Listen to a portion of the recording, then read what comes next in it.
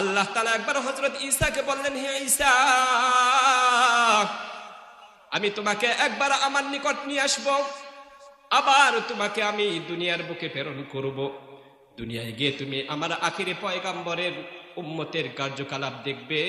আমি তাদের জন্য তওবা তৈরি করেছি। সুবহানাল্লাহ।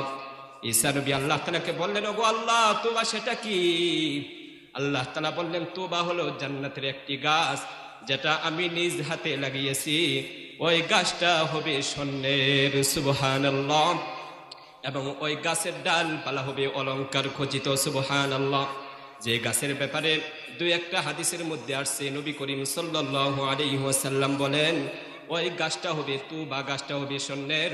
আর ওই গাছটা এত বিশাল আকৃতির হবে, 5 বছরের একটা উটের উপর যদি তোমরা সোয়ার হয়ে দৌড়াতে থাকো, দৌড়াতে দৌড়াতে ওই উট বুড়ো হয়ে যায়, এমনকি মারা যায়, তার হাড্ডি পর্যন্ত বিলীন হয়ে যায়, তারপরে ওই গাছের সীমানা শেষ করতে পারবে না। সুবহানাল্লাহ।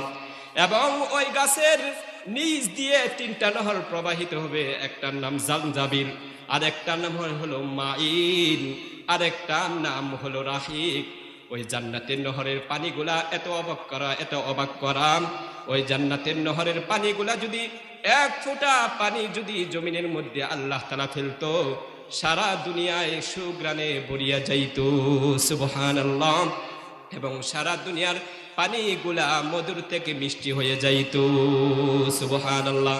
যখন আল্লাহ তাআলা হযরত ঈসা নবীর নিকট ওই তওবা গাছের বর্ণনা দিচ্ছিলেন, ঈসা নবী বললেন, ওগো আল্লাহ, আপনি আমাকে ওই নহরগুলার এক ডোক পানি পান করান। আল্লাহ তাআলা বলেন, হে ঈসা, যতক্ষণ পর্যন্ত আমার আখিরি পয়গম্বর জনাবে মুহাম্মদুর রাসূলুল্লাহ সাল্লাল্লাহু আলাইহি ওয়াসাল্লাম এই নহরের পানি পান না করবে, ততক্ষণ পর্যন্ত কোন নবী রাসূল এই নহরের পানিগুলা পান করতে পারবে না। সুবহানাল্লাহ। এবং যতক্ষণ পর্যন্ত আমার আখিরি পয়গম্বরের উম্মতেরা এই নহরের পানিগুলা পান না করবে, ততক্ষণ পর্যন্ত অন্য নবীর উম্মতেরাও পানি পান করতে পারবে না।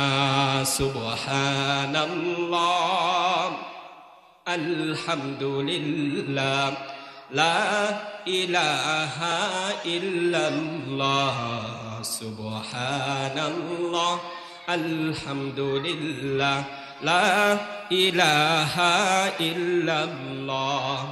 তুমি বাঁচাও, তুমি মারো, অবিরত ক্ষমা করো। বলুন, তুমি বাঁচাও, তুমি মারো, অবিরত ক্ষমা করো। ধরার যে জন তাকেই ধরো, ধরার যে জন তাকেই ধরো। তোমারি মুঠোয় সবই আল্লাহ। সুবহানাল্লাহ, আলহামদুলিল্লাহ, লা ইলাহা ইল্লাল্লাহ, সুবহানাল্লাহ, আলহামদুলিল্লাহ, লা ইলাহা ইল্লাল্লাহ। তোমার রিজিক খেয়ে পড়ে অবাধ্য হই কেমন করে, তোমার রিজিক খেয়ে পড়ে অবাধ্য হই কেমন করে। ঠিক কিনা? খুঁজে না পাই কোনো ভাষা, খুঁজে না পাই কোনো ভাষা, শুকুর গুজার করার আল্লাহর। সুবহানাল্লাহ। বলেন, আলহামদুলিল্লাহ, লা ইলাহা ইল্লাল্লাহ, সুবহানাল্লাহ, আলহামদুলিল্লাহ, লা ইলাহা ইল্লাল্লাহ। তোমার দয়ায় মোদের ধরা, সারা জাহান তোমার গড়া। তোমার দয়ায় মোদের ধরা, সারা জাহান তোমার ঘরাম, তোমারি পথে আমার জীবন, তোমারি পথে আমার জীবন, কবুল করো ওগো আল্লাহ। সুবহানাল্লাহ, আলহামদুলিল্লাহ, লা ইলাহা ইল্লাল্লাহ। কি ভাই মজা লাগে না? জিকির করবেন, বেশি বেশি কি পড়বেন? জিকির করবেন। নবীর উপর বেশি বেশি কি পড়বেন? দরুদ শরীফ পড়বেন। নবীর উপর যদি দরুদ পড়েন তাহলে কি আপনার সকল হাজাত আল্লাহ তাআলা পুরা করে দিবেন।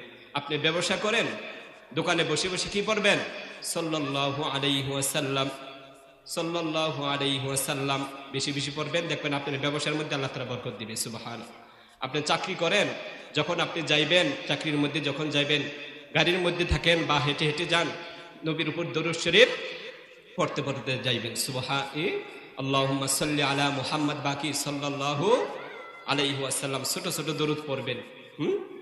দেখবেন আল্লাহ তাআলা আপনার কি হায়াতের মধ্যে বরকত দিবে, আপনার সকল পেরেশানি আল্লাহ তাআলা দূর করে দিবেন।